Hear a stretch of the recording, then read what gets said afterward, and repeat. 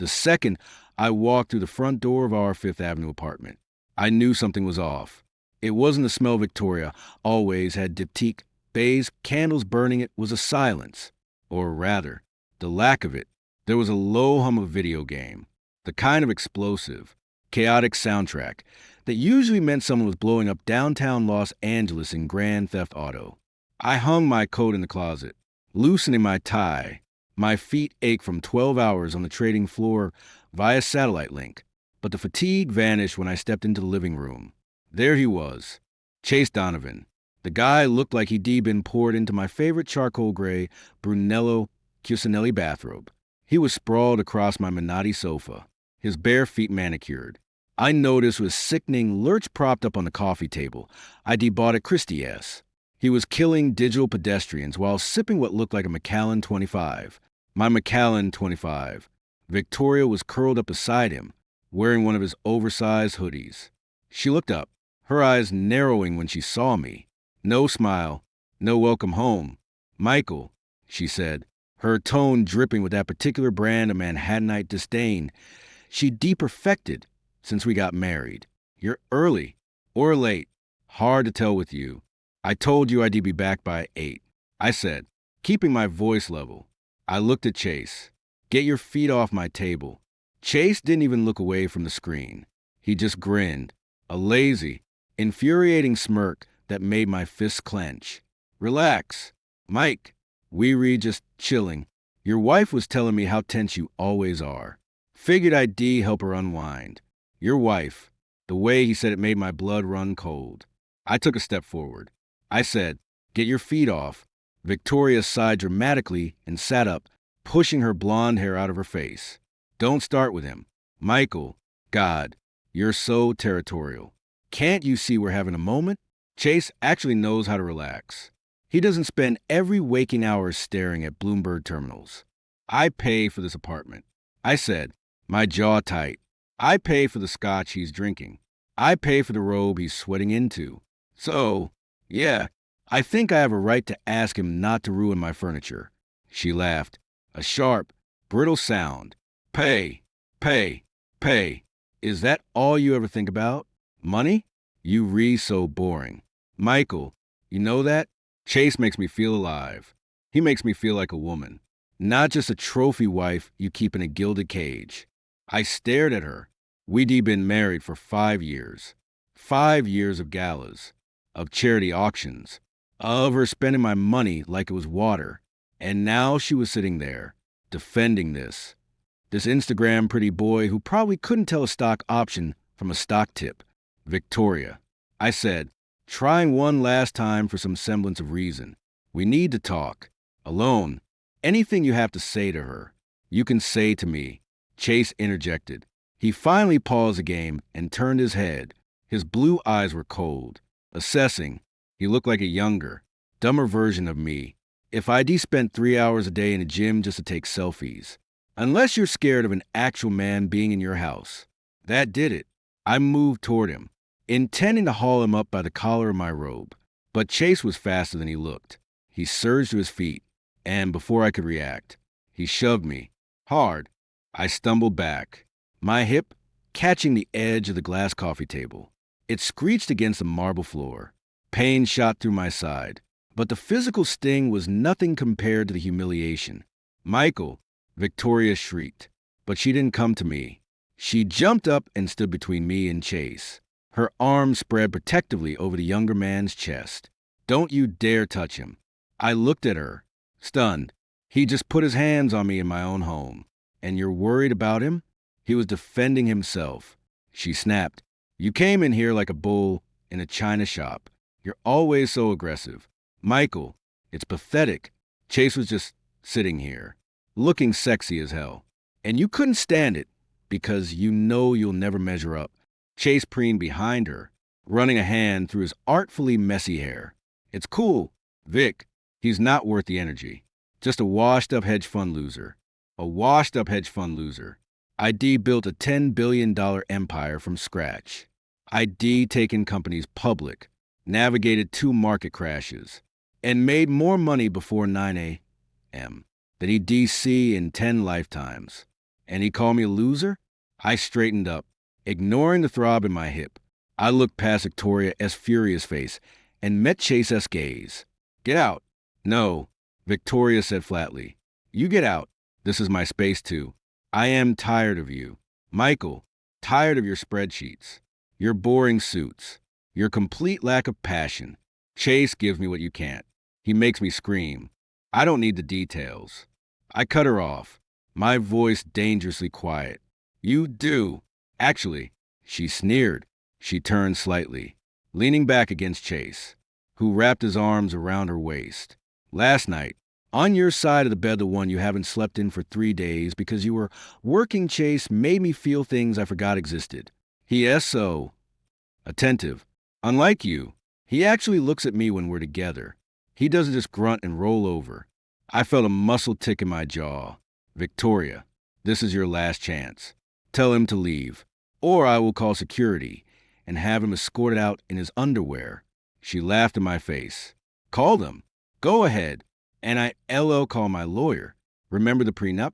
Oh, wait. You think that protects you? I have news for you. Michael, if I tell the court you've been emotionally abusive, if I tell them about your questionable offshore accounts, the one Sarah tries so hard to hide, that prenup won't be worth the paper it's printed on. I take half. Maybe more. I take this apartment. Your cars. Your portfolios. I bleed you dry. And then Chase and I will go to ST, Bart's, while you rot in some midtown studio, wondering where it all went wrong. Emotional abuse.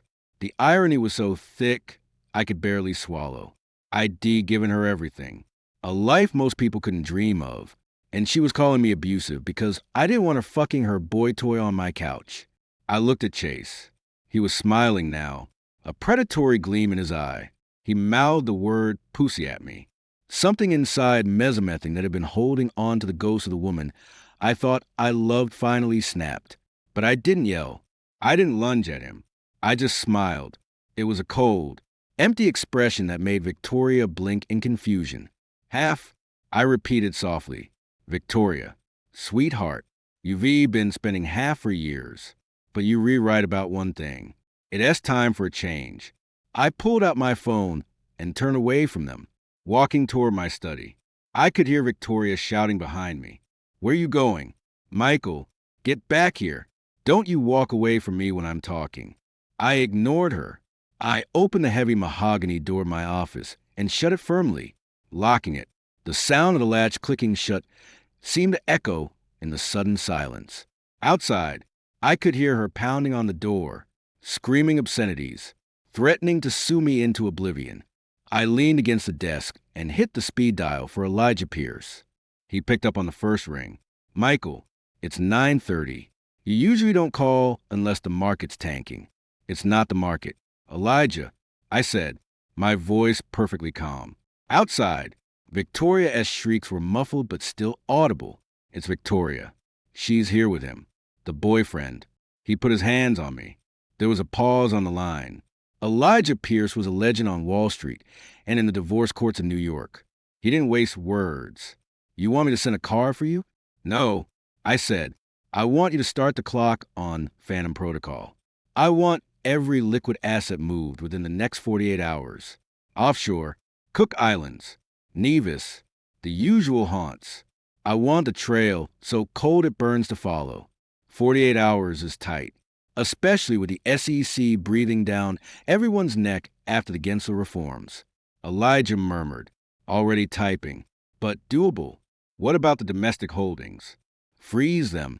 Convert whatever you can into long-term, illiquid trusts. Make it look like I bet big on some biotech startup that's about to go belly up. I want my net worth to look like a sinking ship. And the wife? Let her dream. I said, glancing at the locked door.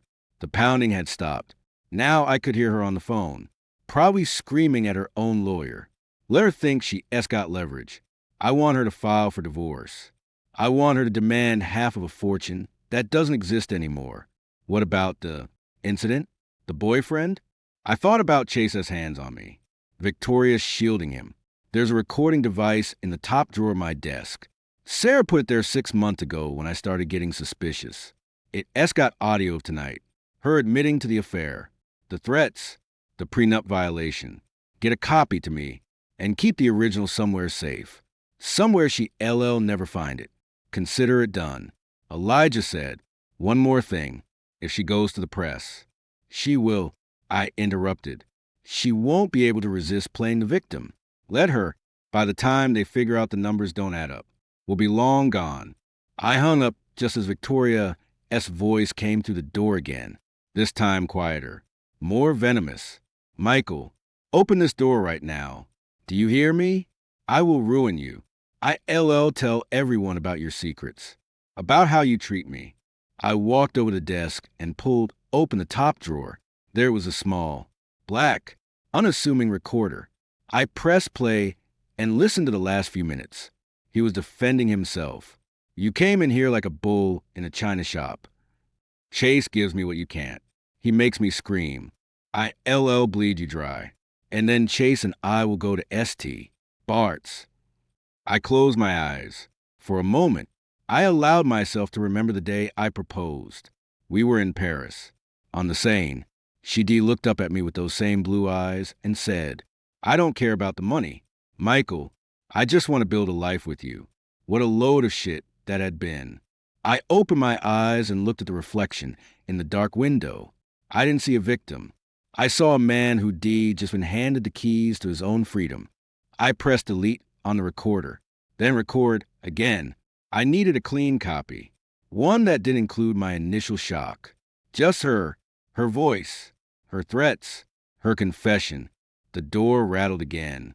Michael, I swear to God, I am on a call. Victoria, I shouted back, my voice steady. If you break that door, it's coming out of your allowance. Silence. Then, a choked sob, followed by the sound of her heels clicking away, presumably back to her lover. I stayed in the study for an hour, listening to the sounds of their reconciliation, or what passed for it. Muffled laughter, the clink of glasses, the unmistakable sound of the sofa creaking. I didn't feel anger anymore. I felt nothing, just a cold, hard clarity. I picked up the phone again and texted Sarah. Elijah has the details. Start moving the Geneva accounts tonight. Quietly, her reply was instantaneous. Already initiated. And Michael, I am sorry about tonight. She has been reckless. Reckless. That was one way to put it. Suicidal was another. I stood up and walked a window, looking out over Central Park. The lights of the city twinkled, oblivious to the war that had just begun within these walls. Victoria thought she was marrying a bank. Chase thought he was marrying a lottery ticket. They had no idea they were dealing with a man who built an empire by seeing the moves before his opponents made them. Tonight, she throw me out of my own home. Tomorrow, I start taking back my life. Every cent, every asset, every lie. And when she finally realized a man she mocked and betrayed had left her with nothing but the clothes on her back and a very expensive taste for a lifestyle she could no longer afford. I wanted to be far, far away. I heard the bedroom door slam. Then, a few minutes later, a soft knock on my study door. Michael? It was Victoria's voice. Softer now, syrupy sweet. The tone she used when she wanted a new Birkin bag. Baby, I am sorry. I didn't mean it. You know how I get when I am emotional. Chase is just... He is a distraction. That is all. It's you I love. Come to bed. Please? I looked at the door. I imagined her standing there, maybe still in his hoodie. Hair makeup smeared, hoping a little fake remorse would buy her another $1 million shopping spree. I didn't respond. I just turned back to the window and took a sip of the lukewarm scotch I'd brought in with me. Let her wait. Let her wonder. Let her stew in the lies she'd woven. The game had changed, and for the first time in 5 years, I was playing to win. I heard her sigh loudly, then the click of her heels as she retreated. A moment later, I heard Chase's whiny voice. What he say? Is he going to give you the money for the Porsche? I closed my eyes, a genuine smile touching my lips for the first time that night. Money? Porsche? Oh, Victoria, you have no idea. I pulled out my phone and sent one last text to Elijah. Add a clause to the trust if she files for divorce. The lost assets become permanently unrecoverable. And Elijah, make sure the papers are served while she still wearing his robe. The reply came quickly. With pleasure. Michael, with pleasure. I set the phone down and listened to the silence of my study. It was the sound of a fortress locking its gates. And outside those gates, the vultures were already circling. Let them. Did he find nothing but bones? 2 weeks bled into the city as concrete veins without a single scene change. I didn't move out. I didn't sleep in the bedroom. I stayed in the study. The door locked, the shades drawn. Victoria and Chase treated the rest of the apartment like a private playground. I heard them in the mornings, her high-pitched giggle, his low murmur, the clatter of dishes as they raided the kitchen. Sometimes I heard the shower running, both voices echoing off the tiles. I didn't react. I just kept working. Elijah called every morning at 7. Geneva is clear. Singapore is moving. London needs your signature on the bearer shares. I signed digitally, my finger tapping the glass screen, while I listened to Chase complain about the espresso machine not frothing correctly. Victoria's voice would coo back, promising to buy him a better one with my money. On the 14th day, Victoria finally tried the handle of my study door again. It was 11 a.m. I was on a secure line with Zurich. Michael, unlock this damn door, she demanded. Chase and I are starving. We going to Le Bernardin for lunch. You paying. I muted the line. Use the Amex Black. I called back. My voice flat. It's in the drawer. It's been declined twice. She shrieked. What the hell is going on? Did you freeze the cards? I unmuted Zurich. Hold on. I got up, unlocked the door, and pulled it open. She was standing there in a silk robe, her hair a mess. Chase was behind her, shirtless, scrolling through his phone. Good morning, I said, or afternoon. Hard to tell in here. Don T be a smartass. She snapped, fixed the card. Now, I'll look into it. I said, maybe you hit the limit. You did buy 3 Birkins last week. They were investments. She hissed, and Don T changed the subject. Why is the car service saying we don't have an account anymore? And why did the florist refuse delivery yesterday? I had a brunch to host. I glanced at Chase. He looked up from his phone, his expression bored. Vic, relax. He is probably just messing with us. Right, Mike? Playing some control freak game. I looked at him. The name S. Michael, not Mike. And the game ISNT control. It's logistics. Everything is being audited, restructured. Standard procedure when a company is facing volatility. Volatility? Victoria's eyes narrowed. What the hell does that mean? Your funds are fine. I saw the reports. Public reports. I corrected. The real ones are less flattering. The Fed has been asking questions about liquidity, about some of the overseas ventures. It's a mess. I am handling it. It was a lie. Of course. The Fed wasn't asking anything. But the seed of doubt was exactly what I needed. I watched it land. Chase's thumb stopped scrolling. Victoria's mouth opened slightly. How bad? She asked, her voice losing some of its edge. Bad enough that I've frozen discretionary spending. I said, including yours, including the car service, including the florist, until the auditors clear things. Auditors? Chase finally spoke, stepping forward. You being audited? Dude, that's sketchy. Vic, maybe we shouldn't be here if the feds are involved. Shut up, Chase. Victoria snapped, but her eyes were locked on mine. Michael, you scaring me. Is this about the prenup? Are you trying to hide assets? I let out a short, humorless laugh. Hide assets? Victoria, if I were hiding assets, you wouldn't know about the audit. You'd just see the money vanish. This is transparency. Brutal, necessary transparency. Now, if you'll excuse me, I have a call with the SEC. I started to close the door. Wait, she stuck her foot out, blocking it. What about Hamptons? We supposed to be there this weekend. Chase's friends are coming. I rented the yacht. Cancel it. I said, the lease on the yacht is paid through Friday. After that, it goes back to the charter company. And the Hampton house?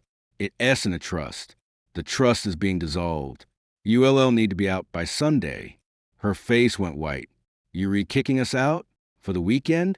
I am not kicking anyone out. I said, I am just informing you of the financial reality. The reality is, we re-cutting costs. Drastically. Starting with the $250. 000 weekend. In the Hamptons. Chase pushed past her, his face reddening. This is bullshit. You redoing this 'cause you re-jealous. 'Cause you know Vic loves me, not your money. But guess what? Without the money, you re-nothing. Vic, let us go. We don't need his permission to use his cards. We LL call the bank. They LL unfreeze them. He reached for her hand. She hesitated, then took it. But she looked back at me, a flicker of uncertainty in her eyes. Is this true? Are we really struggling? I didn't answer. I just held her gaze until she looked away. Then I closed the door, locked it, and went back to my call. Sorry about that. Hans, where were we? The next few hours were a blur of wire transfers and encrypted emails. At 2 p.m., my phone buzzed with a text from Sarah. Amex Black declined at Bergdorf S. She is causing a scene. Security is involved. I replied, letter, send the footage to Elijah. At 4 p.m., Victoria started pounding on the door again. This time, she was crying, Michael, please. They let me buy the shoes. They said the card is invalid. What is happening? Talk to me. I muted the ringer. At 5 p.m., Chase's voice joined hers. Louder, more aggressive. Open up. You coward. We know you in there. Fix this. I have a photo shoot tomorrow. That costs $5,000. Who is going to pay for it now? I finished the email to the Cayman Islands firm, hit send, and finally unlocked the door. They stumbled back as it swung open. Victoria's mascara was running. Chase's hair was a mess, his chest heaving. The shoes? I repeated, looking at Victoria. $5,000 for a photo shoot? I looked at Chase. Priorities. Both of you. Don't you dare mock us. Victoria screamed. Do you have any idea how embarrassed I am? Everyone saw. They saw me get rejected. Do you know what that does to my reputation? Your reputation? I stepped out into the hallway. Your reputation is currently tied to a man who thinks liquidity is a synonym for cash bar, and to a woman who thinks of $5. 000 photo shoot is a necessity while her husband's firm is under federal scrutiny. Scrutiny? Chase's eyes widened. You said audit. You didn't say scrutiny. Vic, man, if the feds are sniffing around, we gotta bounce. I am not going down for some white-collar crime. Shut up. Chase! Victoria shoved him, then turned back to me, her voice dropping to a pleading whisper. Michael, baby, please. I didn't mean it. About the shoes. About the Hamptons. I got carried away. It's the stress. This house feels so heavy lately, like it's falling apart. Like us. I looked at her, really looked at her. The smeared makeup, the desperation in her eyes, the way she leaned toward me, seeking comfort from the very man she'd been mocking for weeks. It was pathetic. It is falling apart. I agreed softly, which is why I filed the divorce papers this morning. The color drained from her face. You what? Already? But the prenup. The prenup stands. I said, but as I mentioned, the assets are currently unavailable, frozen, under review, which means, Victoria, that when the judge asks what you're entitled to, the answer is going to be, not much. And when he asks about your lover living in the marital home while I am allegedly hiding assets, well, that is going to look very bad for you. Almost as bad as a recording I have of you admitting to the affair and threatening to defraud me. Chase took a step back. Recording? What recording? I pulled my phone out, tapped the screen, and hit play. Her voice filled the hallway. Crystal clear. I LL bleed you dry. And then Chase and I will go to ST. Bart's. Victoria's hand flew to her mouth. You recorded me? In my own home? Our home. I corrected. And yes, Sarah installed the device 6 months ago, along with several others. In the bedroom, in the kitchen, even in the powder room off the living room. You'd be amazed what people say when they think they're real alone. Chase. Chase's face turned a mottled purple. You re a dead man. Sterling, you hear me? I LL sue you for invasion of privacy. I LL. You LL what? I cut him off. You LL sue me from a jail cell? Because I also have footage of you using my corporate credit card for personal expenses of felony. By the way, NIV already forwarded it to the U.S. Attorney S office, along with your immigration status, which, if I recall, is contingent on you not committing crimes or living off the proceeds of criminal activity, like fraud. He paled. You wouldn't tea. Try me. I looked back at Victoria. The papers are on the kitchen counter. You have 72 hours to vacate the premises. After that, the locks will be changed. Your personal belongings will be boxed up and left on the curb. And Chase, if I see you near this building again, I LL have you arrested for trespassing. And then I LL make sure your influencer career is over before it starts. Every brand UV ever tag will receive a copy of that recording. No one wants a thief representing their products. I turned and walked back into my study, closing the door. I didn't lock it this time. I didn't need to. Outside, I heard chaos. Victoria wailing, Chase shouting, the sound of glass breaking, probably her throwing a decanter against the wall. I waited for the police sirens, but they didn't come. Instead, after a few minutes, I heard the front door slam, then silence. I opened my laptop and checked the security feed. They were gone. Victoria was dragging a suitcase toward the elevator, tears streaming down her face. Chase was behind her, texting furiously on his phone. Neither looked back. I closed the laptop. The apartment felt different now. Lighter, emptier, but not lonely. Just quiet. My phone buzzed. Elijah, paper serve? They on the counter. I said, along with a broken decanter and a whole lot of rage. Good. The offshore transfers are complete. The Geneva accounts are now under the name of a Belizean holding company. The Singapore funds are in a private foundation. The London shares are bearer bonds, stored in a vault in Zurich. As of this moment, Michael Sterling is officially broke. On paper. Anyway, and Victoria? She LL call her lawyer within the hour. He LL tell her the prenup is ironclad, but he LL also tell her that fighting it will cost millions she doesn't have.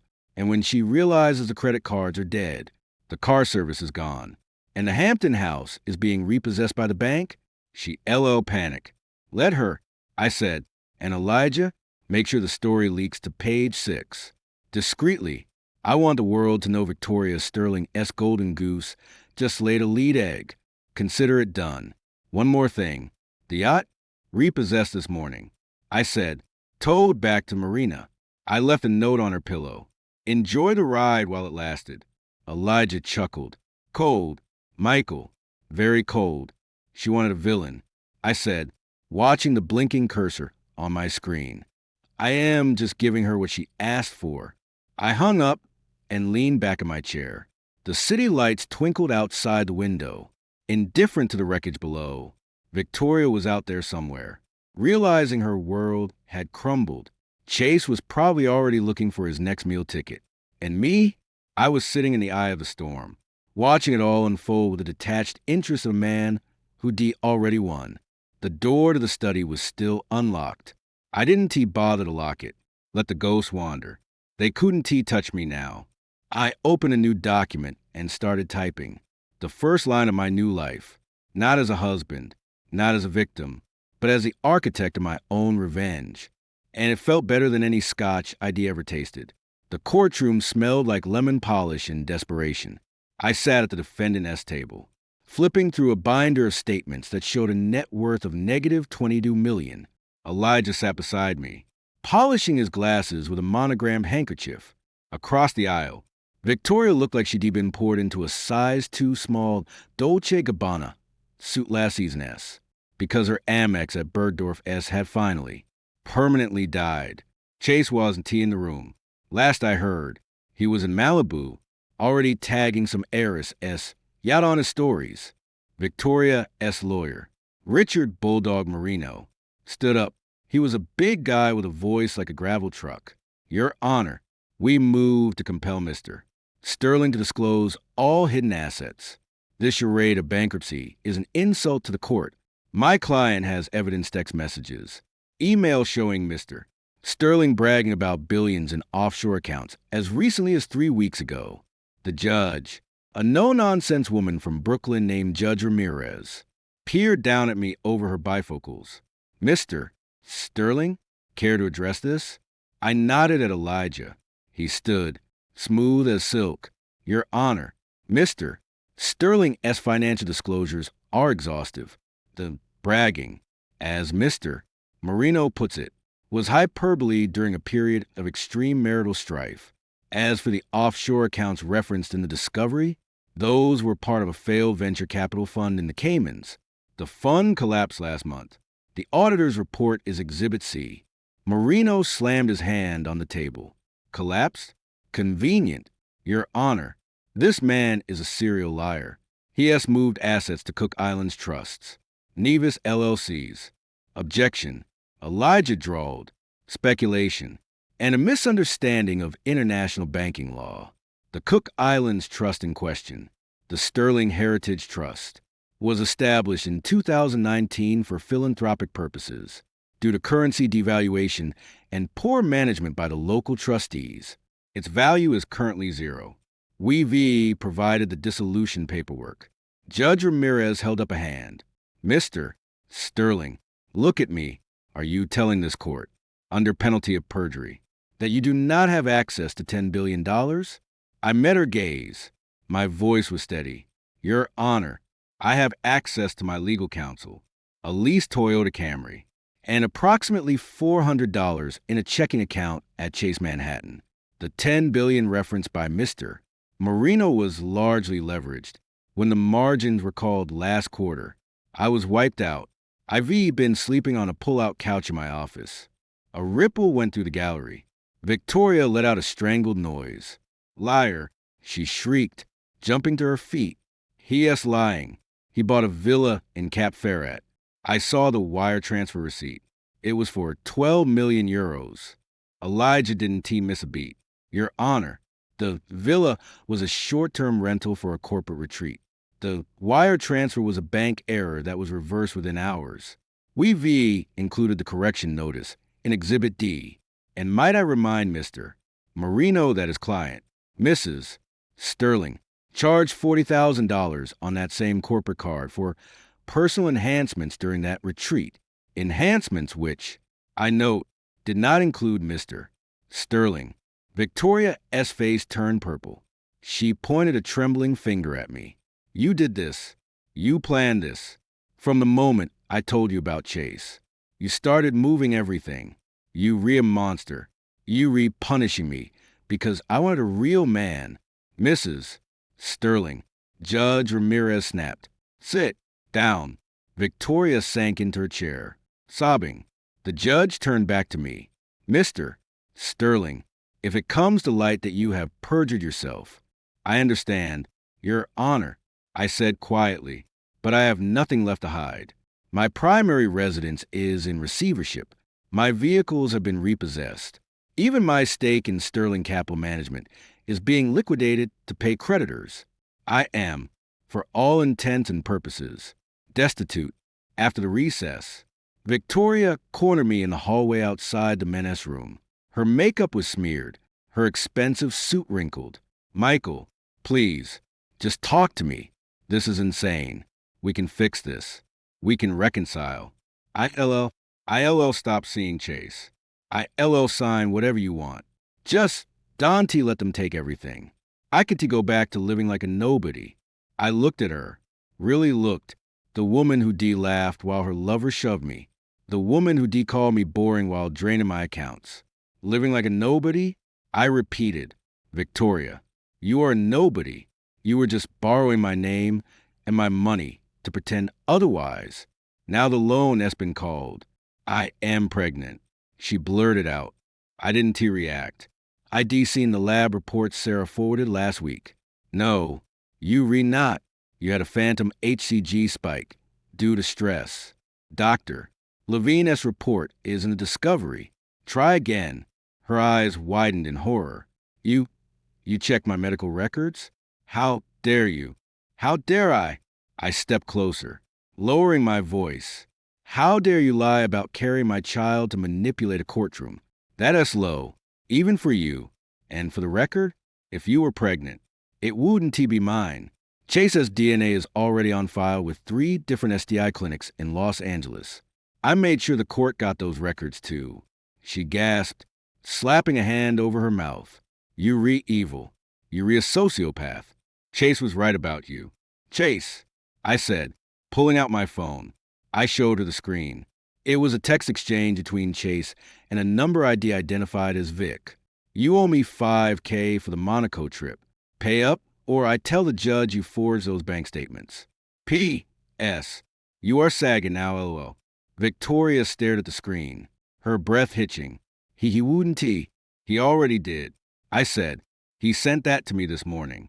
He is willing to testify about your little scheme to forge documents and hide assets for a price, which I am not paying. Let him talk. It LL just bury you deeper. I hate you, she whispered, tears streaming down her face. I hope you rot in hell. I LL send a postcard. I said, stepping around her. Now, if you'll excuse me, I have a meeting with my bankruptcy trustee. Try not to trip in those Louboutins. Wouldn't he want to scuff them before the auction? Later that afternoon, Elijah found me in the courthouse lobby. She is filing for an emergency injunction to stop the sale of the jewelry. He said, handed me a coffee. Says it is her separate property. It is all community property acquired during the marriage. I said, taking a sip, the coffee was bitter. Fitting. And it is all collateral for loans she took out without my knowledge. Loans she used to buy Chase's Rolex and his Porsche lease. Let the banks repossess it. Let her explain to the pawnbroker why her diamonds are cloudy. She is losing her mind. Elijah observed. I saw her in the bathroom, crying, trying to call Chase. He is not answering. His Instagram says he is in Mykonos with new vibes only. Good, I said. Let her see what her real man is worth when the money stops flowing. Speaking of which, the Hampton house? Evicted this morning. The sheriff changed the locks. She left a suitcase full of Chase's clothes on the porch. They soaking wet from the sprinklers. I almost smiled. And the apartment? Court order allows her until Friday to vacate. After that, it has padlocks. IV already notified the movers. They LL stack her boxes on the sidewalk, right next to the for sale sign. We walked out into the late afternoon sun. Paparazzi were waiting, cameras flashing. They shouted questions. Mr. Sterling, is it true you lost everything? Mr. Sterling, will you declare bankruptcy? Mr. Sterling, does Victoria have a new boyfriend? I ignored them. I got into the back of the town car Elijah had arranged leased, not owned. Naturally, as we pulled away, I saw Victoria stumble out of the courthouse doors. She was barefoot, holding her heels, her face a mask of mascara and misery. She screamed my name, but the car didn't stop. She is going to be indigent by Monday, Elijah said, watching her in the rearview mirror.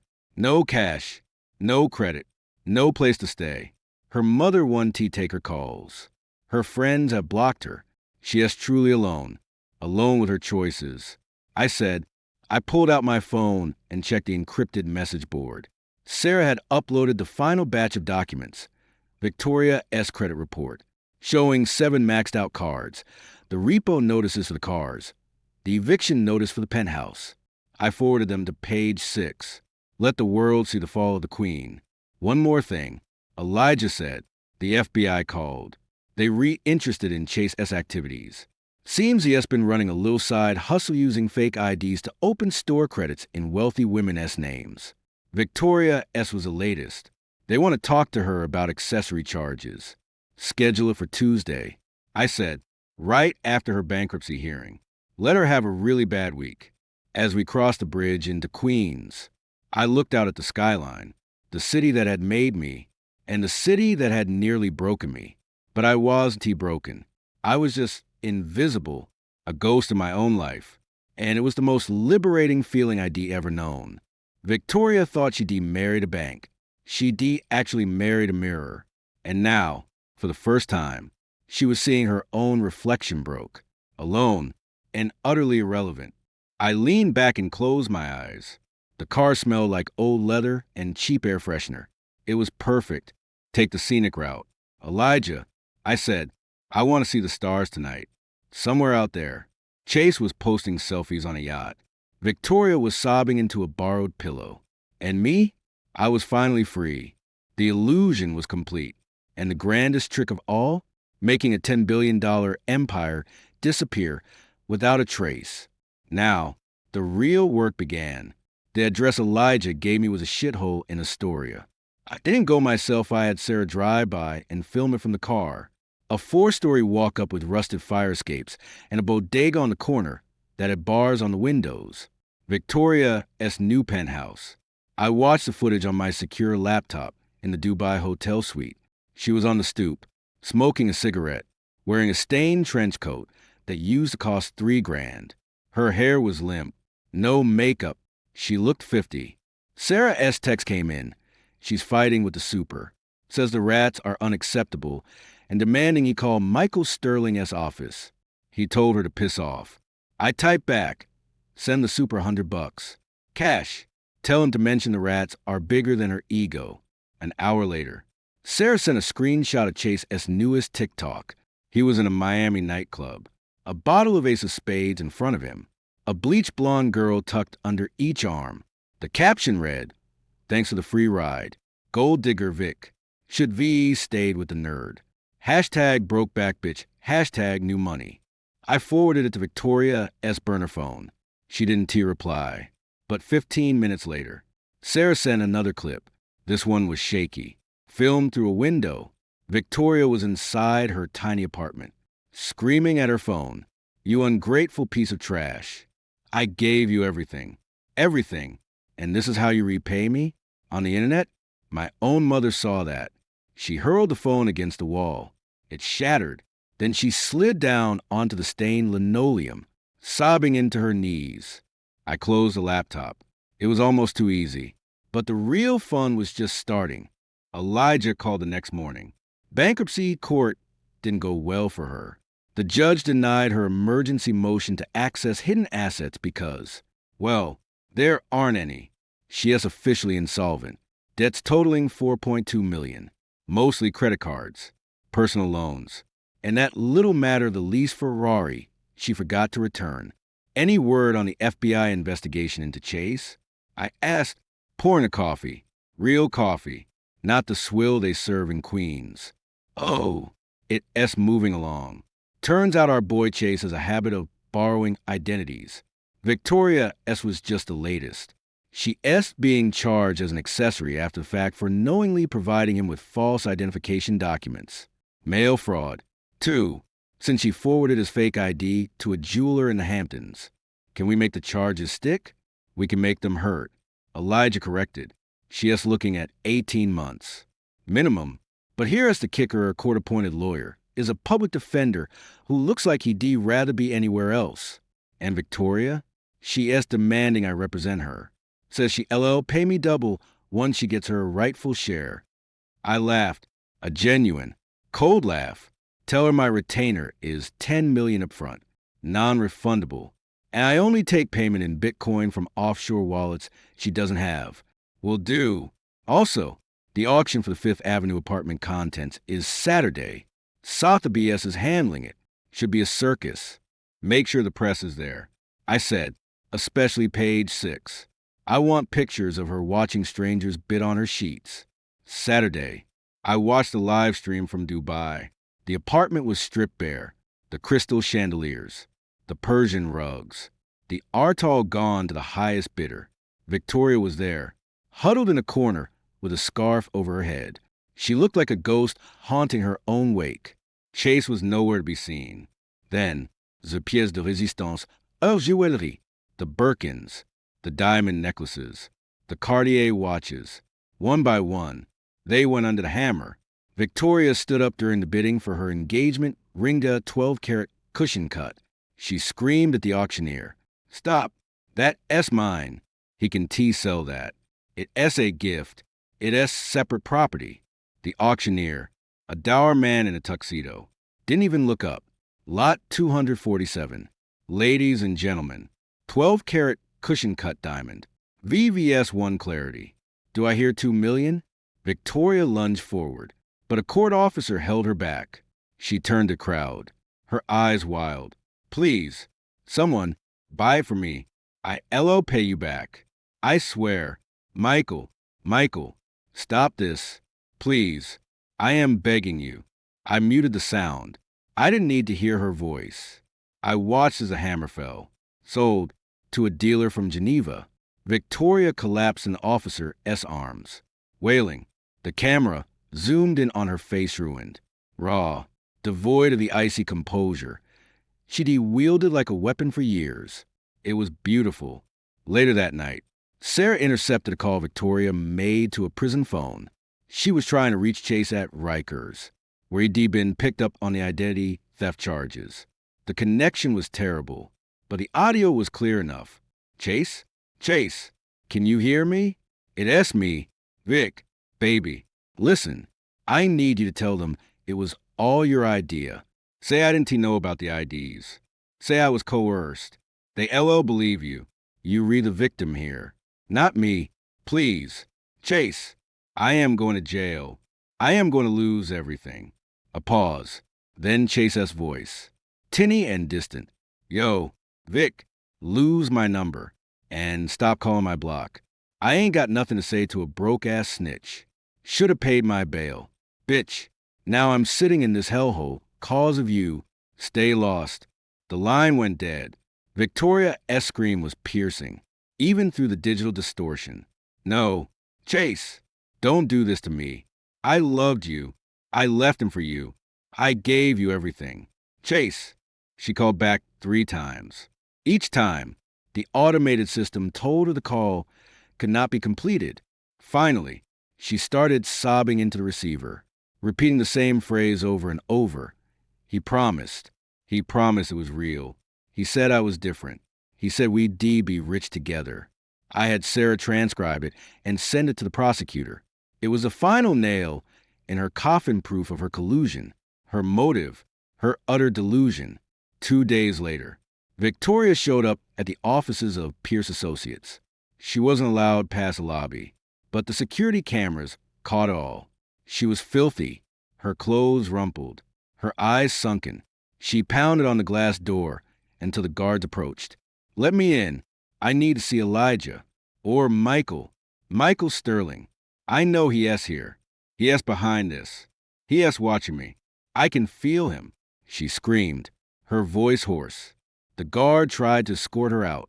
She fought him, scratching at his arms. "Don't touch me. I am Victoria Vanderbilt Sterling. My husband is a billionaire. He LL have your job. Let me see him. Michael, baby, please. I am sorry. I am so sorry. ILL be good. ILL never look at another man. Just tell me where the money is. Just tell me. ILL sign anything. ILL disappear. Just don't let them put me in jail. I can't go to jail. Do you know what they'll do to me in there?" She sank to the floor, curling into a fetal position. "He was just using me," she whispered, rocking back and forth. "Chase was just using me. I was so stupid, so blind. Michael would never have let this happen. He protected me. He took care of me. And I threw it all away for that nobody. Oh, God. Oh, God. What have I done?" Elijah watched the feed from his office. He didn't look smug, just tired. She is completely unspooled. He said into the phone, "The ADA is pushing for a psych eval. They think she might be a danger to herself. Let them evaluate her." I said, "And Elijah, make sure the eval includes her history of substance abuse. The Valium prescriptions she filled under 3 different names. The coke she had delivered to the Hamptons under pseudonym. Let us make sure the judge sees a full picture of her coping mechanisms. The ADA already has a pharmacy records, courtesy of a confidential informant. Good. An indictment? Sealed until Tuesday. Then it hits the news cycle. Felony counts. Multiple jurisdictions. She looking at real time. Michael, not just a slap on the wrist. I was quiet for a moment. I thought about the woman who D ordered me out of my own home. The woman who D laughed while her lover shoved me. The woman who D called me boring while bleeding me dry. And now she was a broken, babbling mess on a security guard as surveillance feed. Begging for a mercy I had no intention of giving. Tuesday, I repeated, make sure the press is at the arraignment. I want her walked out in cuffs. I want the world to see the fall of Victoria Sterling. And Elijah, one last thing. Yes? Leak the info about the rats in her new place. Make sure it's attributed to a neighbor. Something like, she complains about the rats, but she asked the biggest rat in the building. Elijah actually chuckled. Consider it done. And Michael, for what it's worth, she's not crying for you. She's crying for herself. And for the money, never forget that. I haven't, I said, not for a second. I hung up and walked a window. The Persian Gulf stretched out before me, endless and blue. Somewhere across the world, Victoria Vanderbilt Sterling was being led away in handcuffs, her future measured in court dates and cell blocks. And me? I was sipping coffee in the sun, my fortune safe, my conscience clear, and my revenge complete.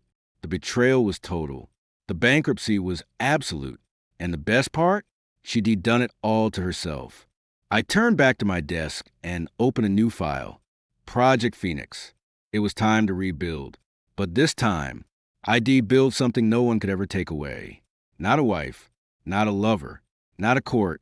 18 months. That is how long it took for the dust to settle over the Atlantic.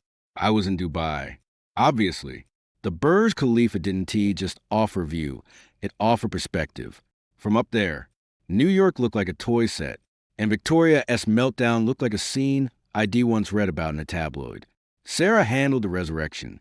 Sterling Global Ventures launched out of the DIFC Dubai International Financial Center. The money hadn't vanished.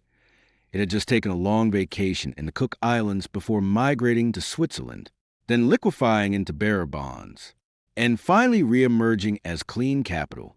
Elijah called it the greatest magic trick since Houdini ditched the water tank. I called it Tuesday. I was in a meeting with a neuroscientist from MIT, Dr. Evelyn Reed. She was consulting on an AI-driven biotech fund I was backing. She didn't know I was the Michael Sterling. To her, I was just Mike, the private investor who asked sharp questions about synaptic mapping and didn't flinch at 9-figure valuations. She wore zero makeup, quoted Kierkegaard during a coffee break, and when I mentioned Victoria, just the name, in passing, regarding a Vanderbilt family trust, she frowned and said, "Ah, the socialite. I read she's doing time for fraud." Sat, really, a cautionary tale about cognitive decline and narcissistic personality disorder. I like that. No drama, just clinical analysis. Later that week, Sarah forwarded a clip from some local NYC true crime podcast. The host was interviewing a source close to the Sterling case. The source, obviously Elijah, though his voice was distorted, was discussing Victoria's current situation. Host, so where's Victoria Sterling now? Source, she's out. Early release. Good behavior. Supposedly. Though, good behavior for her meant not clawing the eyes out of corrections officer. She is in a halfway house in Queens, working a register at a bodega near LaGuardia. Goes by Vicky. Host, Vicky? Seriously? Source, seriously. She is unrecognizable. Dyed her hair mousy brown. Wears oversized sweatshirts to hide the weight loss. The diamonds are gone. The attitude? Mostly gone. Though she still tries to snap her fingers at the deli clerk when she wants a pack of Newports. I watched the clip twice. No satisfaction. Just confirmation. The loop was closed. 2 weeks later. I had to fly to New York for a board meeting at a legacy firm ID quietly acquired. I landed at JFK. As I was walking out of Terminal 4, I saw her. She was behind the counter at a newsstand, ringing up a pack of gum for a tourist. She looked up. Our eyes met. She froze. The gum fell from her hand. Her face gaunt, lined. A cruel caricature of the woman who once ruled Fifth Avenue went through about 5 emotions in 2 seconds. Shock, hatred, shame, and finally, a desperate, pathetic hope. Michael? She whispered. Her voice was raspy, ruined from cheap cigarettes and cheaper vodka. I didn't stop. I kept walking. She stumbled out from behind the counter, her cheap sneakers squeaking on the linoleum. Michael, wait, please. I stopped, turned, looked at her, really looked. There was no trace of the Ice Queen, just a scared, broken woman in a stained apron. My name is Mr. Sterling to you, I said, my voice flat, and you blocking my path. She flinched like ID slapped her. I saw the news about your new fund in Dubai. You back? I never left. I said, you just couldn't see me anymore. She looked around, terrified someone might recognize her, might recognize us. I am sorry. Michael, I am so sorry. About everything. About Chase. About the lies. I was sick. I am better now. IV changed. I am working. I am sober. I go to meetings. I need help. Just a little. Alone. Enough to get an apartment. Not a penthouse. Just a room. I am living in a shelter. They have bed bugs. Michael, bed bugs. She reached out, her hand trembling, wanting to touch my sleeve. I stepped back. Don T. Tears welled up. Please. I am your wife. I was your wife. We had a life. I loved you. Before everything. I know I messed up. I know I hurt you, but I am paying for it. Every day. Please. Just tell me you forgive me. I leaned in, just enough so only she could hear. Forgiveness is for people who feel guilt. I don't feel guilt. Victoria, I feel nothing. You want forgiveness? Ask the judge who sentenced you. Ask the creditors you stiffed. Ask the husband you humiliated. But Don T asked me. I died the night you let him put his hands on me in my own home. The man standing here? He is a stranger. And he doesn't give a damn about Vicky and her bed bugs. Her lower lip quivered. I am dying. Michael, the doctors say it's my liver. Cirrhosis from the drinking. I won tea last a year without treatment. Help me for old time's sake. Old times. The phrase sounded like a curse on her lips. I pulled out my wallet. I didn't give her cash. I pulled out a business card Elijah S. I wrote a number on the back. A pager number. Ancient technology. Call this number. I said, leave a message. Say Vicky from Queens.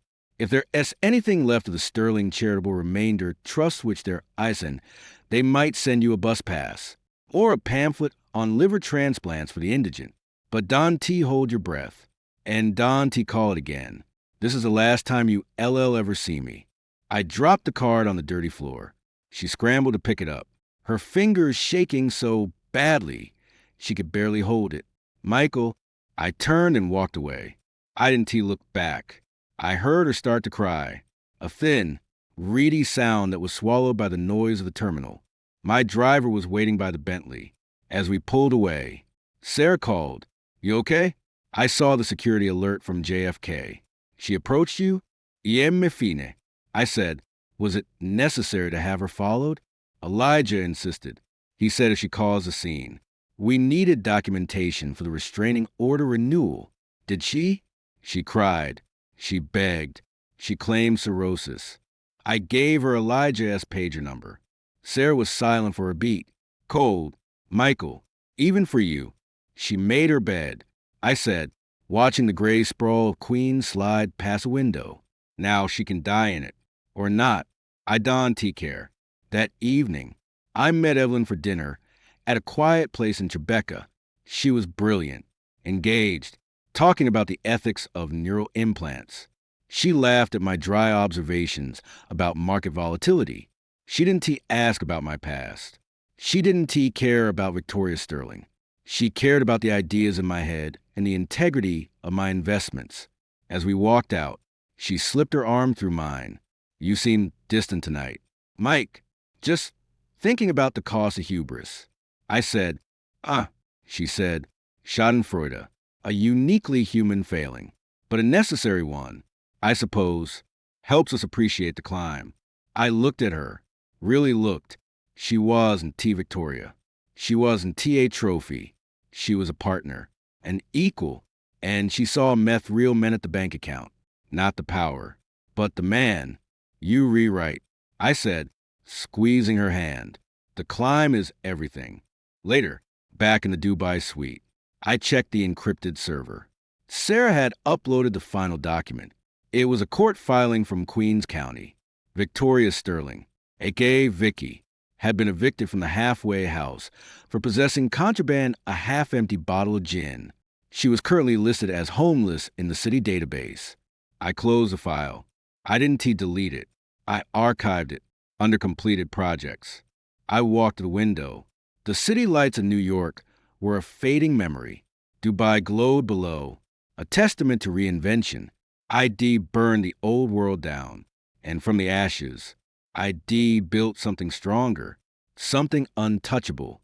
Victoria thought she married a fortune. She actually married her own destruction. And in the end, the only thing more bankrupt than her accounts was her soul. I poured a glass of Macallan, the real stuff. I raised it to the darkness, to the phoenix. I murmured. Then I turned away from the window, walked to the bedroom, and climbed into bed next to Evelyn.